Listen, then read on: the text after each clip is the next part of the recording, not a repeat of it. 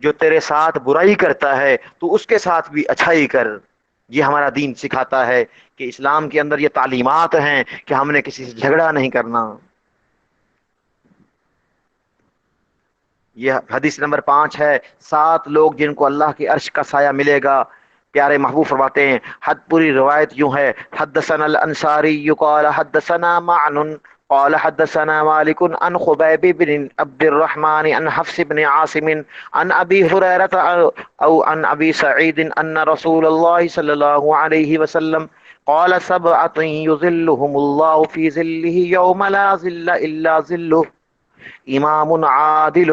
وشاب نشا بعبادة الله ورجل كان قلبه معلقا بالمسجد إذا خرج منه حتى يعود إليه ورجلان تحابا في الله فاجتمعا على ذلك وتفرقا ورجل ذكر الله خاليا ففازت عيناه ورجل دعته امرأة ذات حسب وجمال فقال إني أخاف الله ورجل تصدق بصدقة فأخفاها حتى لا تعلم شماله ما تنفق يمينه۔ صحیح بخاری کی حدیث جلد نمبر 1 صفحہ 133۔ پیارے محبوب فرماتے ہیں، 7 لوگ جن کو اللہ قیامت کے دن اپنے عرش کا سایہ نصیب فرمائے گا، جس دن اللہ کے عرش کے سائے کے علاوہ کوئی اور سایہ نہ ہوگا، اللہ کے عرش کا سایہ نصیب ہوگا۔ ان میں سب سے پہلا امام عادل، حکمران انصاف کرنے والا، حکمران رعایا کے حقوق ادا کرنے والا،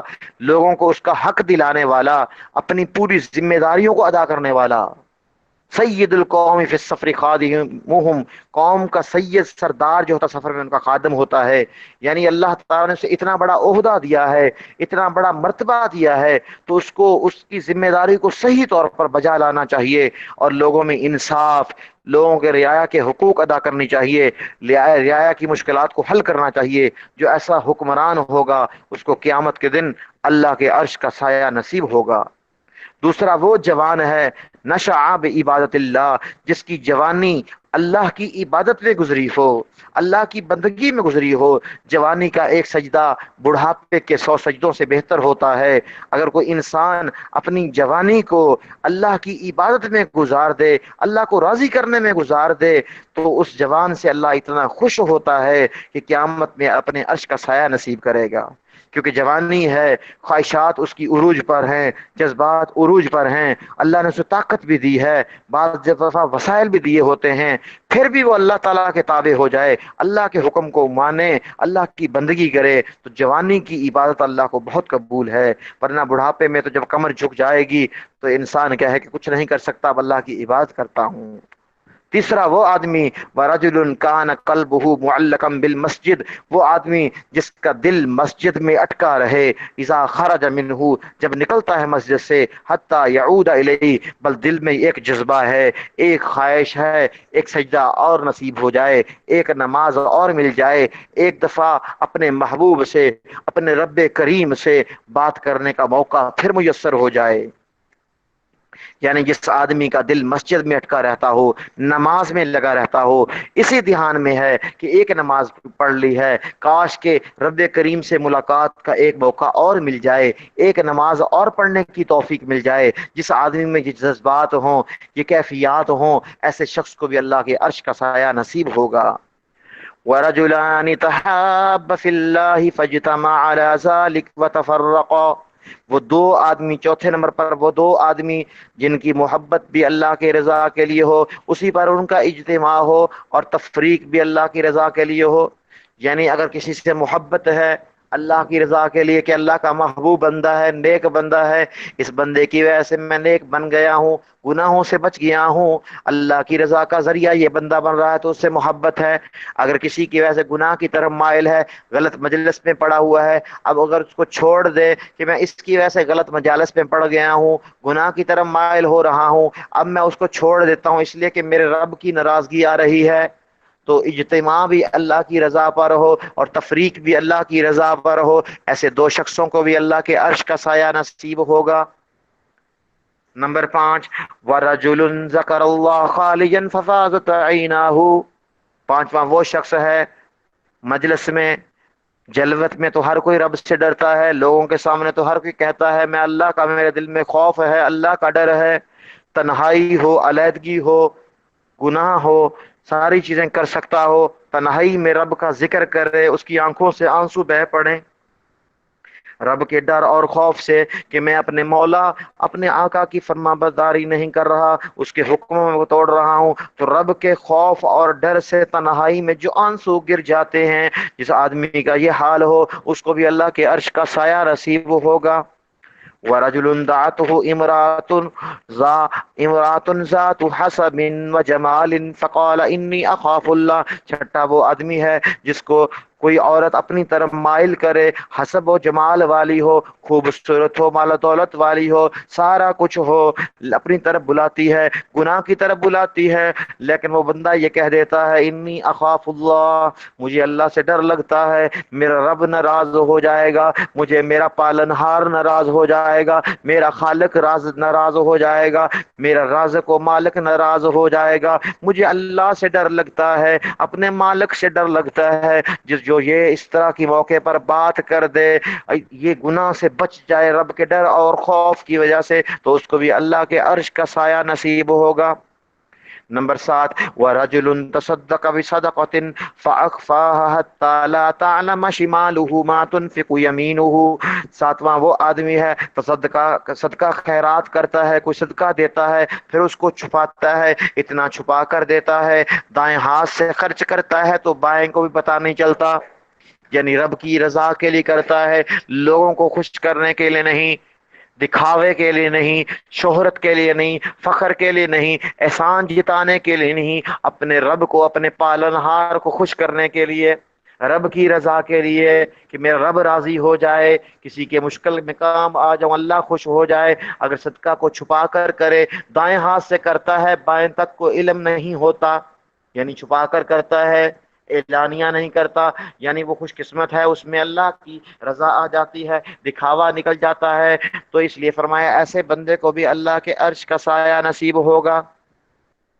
تو اللہ تعالیٰ ان 7 لوگوں میں سے ہمیں بنائے تاکہ ہمیں بھی اللہ کے عرش کا سایہ مل جائے۔ چھٹی حدیث مبارکہ، پیارے محبوب فرماتے ہیں الا ان فی الجسد مضغۃ اذا صلحت صلح جسد الكل واذا فسدت فسد جسد كله الا وهي القلب۔ المعجم الکبیر لطبرانی،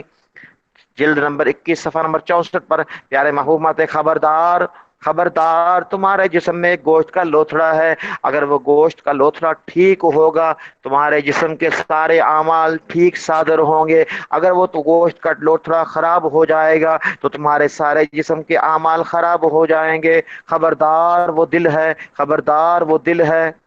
یعنی ہمارا دل صحیح ہوگا، دل پاک ہوگا تو ہماری آنکھ بھی صحیح دیکھے گی، دل پاک ہوگا تو ہماری زبان بھی صحیح کلام کرے گی، دل پاک ہوگا تو ہمارے اعمال سے صحیح اعمال صادر، ہمارے اعضاء سے صحیح اعمال صادر ہوں گے، ہمارے پاؤں صحیح طرف چلیں گے، ہمارا ہاتھ صحیح استعمال ہوگا۔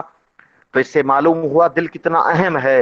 الا بذکر اللہ تطمئن القلوب، اللہ کے ذکر سے دلوں کو سکون ملتا ہے۔ گناہ سے دل پر کالا نقطہ لگ جاتا ہے، جب دل سیاہ ہو جائے، اچھائی اور برائی میں فرق نہیں رہتا، تو اعمال بھی، اعضاء کے اعمال بھی خراب ہو جاتے ہیں۔ اس لیے اپنے دل کو پاک رکھنا ہے، جب ہمارا دل پاک ہوگا ہماری زبان بھی پاک ہوگی، ہمارے کان بھی پاک ہوں گے، اور جو وہ کام کریں گے جو شریعت میں جائز ہوگا، جو کام ناجائز ہوگا اس سے وہ روح گردانی کرنے لگ جائیں گے۔ تو اللہ تعالی ہم سب کو اپنے دلوں کو اپنے ذکر سے پاک صاف رکھنے کی توفیق عطا فرمائے۔ 7ویں حدیث مبارکہ جس میں ارکان اسلام کا ذکر ہے، پیارے محبوب فرماتے ہیں اسلام کی بنیاد 5 چیزوں پر ہے، اسلام کی بیس 5 چیزوں پر ہے، اسلام کو 5 چیزوں پر قائم کیا گیا ہے۔ میں پہلی چیز ارکان اسلام میں سے شہادت اللہ الہ الا اللہ، توحید کی گواہی ہے، رب کی خدائی کو ماننا ہے، اور ایمان لانے کے بعد دوسری چیز نماز کو قائم کرنا ہے، تیسری چیز زکوٰۃ ادا کرنا ہے، چوتھی چیز بیت اللہ کا حج کرنا ہے، 5ویں چیز رمضان کے روزے رکھنا ہے۔ تو یہ توحید جو ہے یہ درمیان کا پلر ہے، اور باقی چار جو پلر ہیں وہ کنارے ہیں، ان وہ اعمال ہیں، ان اعمال سے ایمان مضبوط ہوتا ہے، ایمان ہوگا تو یہ اعمال مفید ہوں گے، یہ اعمال جنت میں جانے کا سبب بنیں گے، اگر ایمان نہیں ہوگا تو یہ ایمان یہ اعمال جنت میں نہیں لے کے جائیں گے، اور البتہ ان اعمال سے ہمارا ایمان مضبوط ہوتا جائے گا۔ تو اللہ تعالیٰ ان سب چیزوں کو ہمیں اپنانے کی توفیق عطا فرمائے۔ آٹھویں حدیث مبارکہ پیارے محبوب فرماتے ہیں ای الاعمال افضل، کون سا عمل افضل ہے؟ تو پیارے محبوب نے فرمایا ایمان لا شک فی، وہ ایمان جس میں شک نہ ہو، ڈاؤٹ نہ ہو، شک نہ ہو۔ دوسری حدیث میں واضح پیارے نبی نے فرمایا دع ما یریبو کا، جو چیز تیرے دل میں کھٹکے اس کو چھوڑ دے۔ اگر کوئی کام ایسا ہے جو میرے دل میں کھٹک رہا ہے، جائز ہے کہ ناجائز ہے، کھٹک رہا ہے، اس کا مطلب وہ صحیح نہیں، اس کو چھوڑ دوں، تو یہ ایمان کی افضل ہے کہ جس میں شک نہ ہو، اور وہ غزوہ وہ جہاد افضل ہے جس میں خیانت نہ ہو، مال غنیمت میں خیانت نہ ہو۔ وہ حج سب سے افضل ہے جو حج مقبول ہو، جس کو رب قبول فرما لے، اور قبول حج جو ہے بندہ گناہوں سے پاک ہو جاتا ہے، تو رب کی دربار میں جو عمل قبول ہو جائے، حج قبول ہو جائے تو وہ افضل بن جاتا ہے۔ جو تو افضل اعمال بتائے گئے۔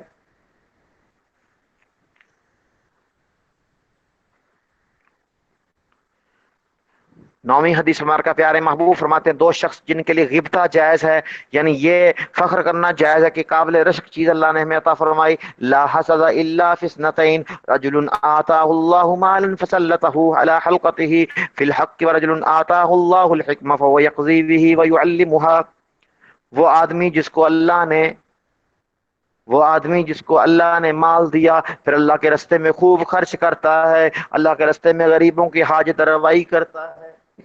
اس کے لیے فخر کرنا جائز ہے کہ اللہ نے مجھے بہت بڑا اعزاز اور مقام دیا، میری خوش قسمتی ہے۔ اور وہ آدمی جس کو اللہ نے حکمت دی ہے، دانائی دی ہے، علم دیا ہے، سمجھداری دی ہے، پھر اسی کے مطابق وہ فیصلے کرتا ہے، وہ اسی کو سکھاتا ہے، تو اس کے لیے فخر کرنا کہ اللہ نے بہت اعلیٰ چیز، بہت شان والی چیز اسے عطا فرمائی ہے۔ من یرید اللہ خیرا یفقہہ فی الدین، جس کے ساتھ اللہ بھلائی کا ارادہ کرتا ہے اس کو دین کی سمجھ عطا فرماتا ہے۔ تو علم کا مل جانا، سمجھداری کا مل جانا، یہ اللہ کا احسان ہوتا ہے۔ آخری حدیث مبارکہ نمبر 10، جس کے اندر علم کی مجالس سے دوسروں کے کام آنے کی فضیلت کا بیان ہے، پیارے محبوب نے فرمایا قال رسول اللہ صلی اللہ علیہ وسلم من نفس عن مؤمن کربتا من کروب الدنیا نفس اللہ عنہ کروبتا من کروب اليوم القیامہ، جو کسی کی دنیا کے اندر ایک مشکل کو، کسی تکلیف کو حل کرے گا، آسانی پیدا کر دے گا، تکلیف کو حل کر دے گا، تو اللہ تعالیٰ قیامت کی تکلیفوں کو دور کرے گا۔ بلکہ ایک روایت میں آتا ہے جو انسان کسی کی ایک حاجت کو پورا کرے گا تو اللہ تعالیٰ قیامت میں اس کی 70 حاجتوں کو پورا فرمائے گا۔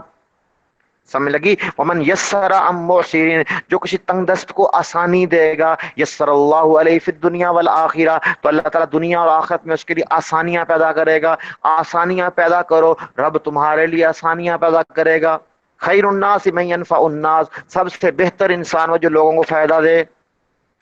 جو لوگوں پر رحم نہیں کرتا اللہ اس کے پر رحم نہیں کرتا۔ اگر اللہ نے آپ کو گنجائش دی ہوئی ہے، آپ نے کسی سے قرض لینا ہے، وہ تنگ دست ہو گیا، مشکل میں گرفتار ہو گیا، تو اس کو مہلت دے دیں تو اللہ ہم سے راضی ہو جائے گا۔ ومن ستر مسلما سترہ اللہ فی الدنیا والآخرہ، جو کسی مسلمان کی پردہ پوشی کرے گا، اس کے عیبوں پر پردے ڈالے گا، اس کے عیبوں کو دنیا میں چھپائے گا، تو اللہ تعالیٰ دنیا اور آخرت میں اس کے عیبوں کو چھپائے گا، عیبوں پر پردے ڈال دے گا۔ اس لیے ہم کسی کی عیبوں پر معلوم ہو جائیں اس کو افشا نہیں کرنا چاہیے، اسے رسوا نہیں کرنا چاہیے، البتہ اصلاح کے طریقے سے، حکمت عملی سے کر سکتے ہیں۔ ادعو الی سبیل ربک بالحکمت والموعظۃ الحسنہ، اچھے طریقے، اچھے انداز سے۔ اور فرمایا واللہ فی عون العبد ما کان العبد فی عون اخیہ، جب تک بندہ کسی انسان کی، اپنے بھائی کی مدد میں لگا رہتا ہے اس وقت تک اللہ بندے کی مدد میں لگا رہتا ہے۔ جب تک کسی کی ہم ہیلپ کرتے رہتے ہیں، مدد کرتے رہتے ہیں، اللہ ہماری مدد کرتا رہتا ہے۔ ومن سلک طریقا یلتمس به فیہ علما سہل اللہ لہ به طریقا فی الجنہ، جو علم کے راستے پر چلتا ہے، علم کی تلاش میں، علم کی طلب میں گھر سے نکلتا ہے، تو اللہ تعالیٰ اس کے لیے جنت کے راستے آسان فرما دیتا ہے۔ علم نافع جو انسان کی اصلاح کرے، انسان کو انسان بنائے، انسانیت سکھائے، اچھے اخلاق، اچھا کردار سکھائے، فرمایا وہ علم جو انسان کے نافع سیکھتا ہے تو اللہ اس کے لیے جنت کا رستہ آسان فرما دیتا ہے۔ وَمَجْتَمَعَ قَوْمٌ فِي بَيْتٍ مِّن بُيُوتِ اللَّهِ يَتْلُونَ كِتَابَ اللَّهِ وَيَتَدَارَسُونَهُ بَيْنَهُمْ إِلَّا نَزَلَتْ عَلَيْهِمُ السَّكِينَةُ وَغَشِيَتْهُمُ الرَّحْمَةُ وَحَفَّتْهُمُ الْمَلَائِكَةُ وَذَكَرَهُمُ اللَّهُ فِي مَنْ عِندَهُ وَمَنْ بَطَّأَ بِهِ عَمَلُهُ لَمْ يُسْرِعْ بِهِ نَسَبُهُ۔ پیارے محبوب فرماتے ہیں کہ اگر کوئی بھی قوم کسی گھر میں جمع ہو جائے اور ان کا مقصد اللہ کی آیتوں کی تلاوت ہو، آپس میں سیکھنا سکھانا ہو، اچھی باتوں کو سیکھنا ہو، یعنی علم کی باتیں ہوں، علم کی مجالس ہوں، جس طرح ہم سکھا رہے ہیں، احادیث سنا رہے ہیں، تو ایسی مجلس آ جائے تو اللہ تعالیٰ کی اس مجلس میں سکینہ نازل کرتے ہیں، ایسی مجلس کو رحمت ڈھانپ لیتی ہے، فرشتے گھیر لیتے ہیں، ایسی مجلس پر برکتوں کا نزول ہوتا ہے، اور اللہ اپنے پاس ان بندوں کا جو اللہ کی باتیں کرتے ہیں، اللہ کے ڈر کی باتیں کرتے ہیں اور علم کی باتیں سیکھتے ہیں، تو اللہ تعالیٰ کی فرشتوں کے پاس جو اللہ کے پاس مخلوق موجود ہیں ان کے پاس ان کا ذکر کرتے ہیں۔ یعنی اتنی شان اور عظمت ہے ان مجالس کی جن میں ایسی باتیں کی جائے۔ اور آخری بات بڑی اہم جو پیارے محبوب فرماتے ہیں، فرمایا جس آدمی کو اس کے عمل نے پیچھے چھوڑ دیا، اس کا حسب اور نسب اس کو آگے نہیں لے کے جائے گا، یعنی گناہ کرتا رہا، رب کو ناراض کرتا رہا، اب اس کا حسب نسب اس کو نہیں بچائے گا۔ اور یہی تربیت پیارے محبوب اپنی بیٹی حضرت فاطمہ کی کرتے تھے، فرماتے بیٹی فاطمہ عمل کیا کر، تیرے کام تیرا عمل آئے گا، اس فخر میں نہ رہنا کہ تو میری بیٹی ہے، یعنی عمل کی ترغیب دے رہے ہیں۔ اور اسی طرح جب حضرت فاطمہ کو قبر پر لے کر جایا گیا تو ایک صحابی بڑے جوش میں آ کر کہنے لگے، اے قبر تو جانتی ہے یہ کس کی بیٹی ہے، کس کی ماں ہے، کس کی والدہ ہے؟ اللہ نے قبر کو گوئی عطا فرمائی، قبر کی طرف سے جواب آیا، اے ابو ذر مجھے پتا ہے یہ محمد مصطفیٰ جو جہانوں کے شہنشاہ کی بیٹی ہے، یہ حضرت حسن حسین کی والدہ ہے، یہ حضرت علی کی زوجہ ہے، لیکن ما انا موضع حسب و نسب بل انا موضع عمل صالح، میں کسی حسب اور نسب کی جگہ نہیں ہوں، میں تو عمل صالح کی جگہ ہوں۔ اگر یہ نیک خاتون ہے تو میں اس کے لیے جنت بن جاؤں گی، اگر یہ نیک نہیں ہے تو حسب نسب مجھے نہ بتاؤ، مجھے حسب نسب کی ضرورت نہیں ہے، مجھے تو عمل صالح کی ضرورت ہے۔ تو بیٹا ہم نے بھی کوشش کرنی ہے کہ ہمارے اندر بھی اعمال صالحہ پیدا ہو جائیں اور ہم ایک مفید اور اچھے انسان بن جائیں، احادیث مبارکہ پر عمل کرنے والے بن جائیں، رب کو راضی کرنے والے بن جائیں۔ تو اللہ تعالیٰ ان تمام احادیث کو ہمیں پڑھنے کی اور ان کو سمجھ کر عمل کرنے کی اور پھر آگے پہنچانے کی توفیق عطا فرمائے۔ وما علینا الا البلاغ المبین۔